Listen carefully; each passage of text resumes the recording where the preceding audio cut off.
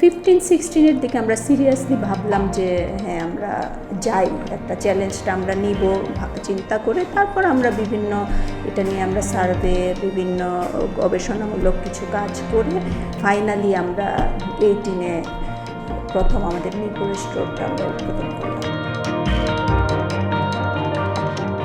আমাদের 14টা স্টোর আছে টোটাল ঢাকায়, ঢাকার বাইরে।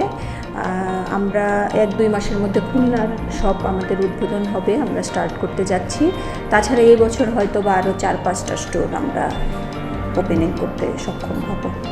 আর এইবার ঈদটা তো ফুল সামার, তো আমরা সুতি কাপড়টাকে আমরা প্রাধান্য দিয়েছি। তার সাথে আমরা কিছু স্ক্রিন প্রিন্ট, এমব্রয়ডারি, কারচুপি অ্যাড করে ডিজাইনগুলো করা হয়েছে। ছেলেদের ক্ষেত্রেও তাই, পাঞ্জাবি, শার্ট যা করা হয়েছে। কটনটাকে আমাদের আছে, সিনথেটিকও আছে, যে নাই, তুলনামূলক কম। আমাদের তো আইটেম শুধু লেডিসই ধরেন 300-400 ডিজাইন থাকে। তারপর ছেলেদের এরকম, লেডিস বাচ্চাদের আলাদা, সব বয়সের জন্য সব ধরনের, একেবারে নিউবর্ন বাচ্চাদের থেকে আমরা আমাদের কালেকশন আছে সব। আমরা শুরু থেকেই এই কোরবানির ঈদের জন্য আমরা সমস্ত স্টোরে সমস্ত প্রোডাক্টের উপর আমরা 30% ছাড় দিয়েছি, যে এটা হচ্ছে ঈদের উপহার।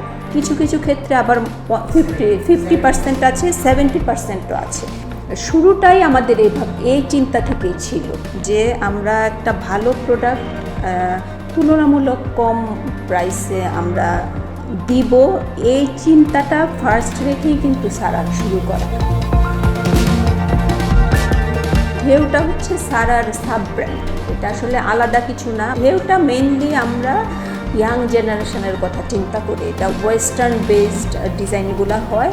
তো যেহেতু এখন ধরেন ইয়াং জেনারেশনের মধ্যে পাশ্চাত্যের প্রভাবটা খুব বেশি, এটা হচ্ছে আমরা পাশ্চাত্যের পোশাকটাকে আমরা আমাদের মতো, আমাদের ডিজাইনটা আমাদের ট্র্যাডিশনালি কিছু ফিউশন করে আমরা দেওয়ার চেষ্টা করি।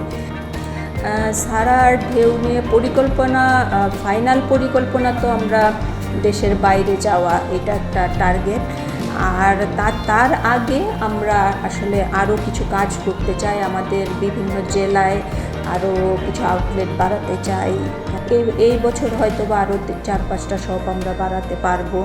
খুলনার শপ আমাদের 1-2 মাসের মধ্যে উদ্বোধন করতে পারবো আমরা।